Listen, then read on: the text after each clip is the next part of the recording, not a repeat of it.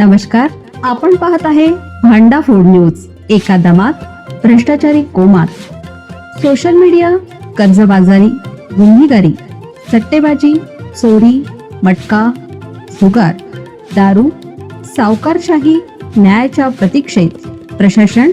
भांडा food news, एका दमात भ्रष्टाचारी कोमात। अमळनेर चोपड्यात गोवंशाची क्रूर वाहतूक, 12 जनावरांची सुटका। जिल्ह्यात गोवंशाची अवैध आणि क्रूर पद्धतीने वाहतूक होत असल्याचे 2 प्रकार अमळनेर आणि चोपडा शहरात उघडकीस आले आहेत।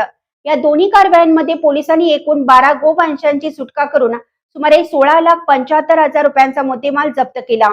दुसरी घटना चोपडा शहरातील जुना शिरपूर रोडवर हरेश्वर मंदिराच्या पुढे पुलाजवळ घडली आहे। दुसरी घटना चोपडा शहरातील जुना शिरपूर रोडवर हरेश्वर मंदिराच्या पुढे पुलाजवळ घडली। 9 ऑगस्ट रोजी पहाटे 5:30च्या सुमारास पोलिसांना एक विनाक्रमांकाची पांढऱ्या रंगाची महिंद्रा पिकअप संशयास्पद स्थितीत आढळली।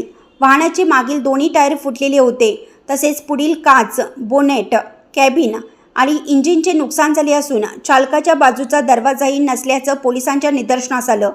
वाहनाची तपासणी केली असता त्यामध्ये 9 गोवंश दाटीवाटीने व क्रूर पद्धतीने बांधलेल्या अवस्थेत आढळून आले।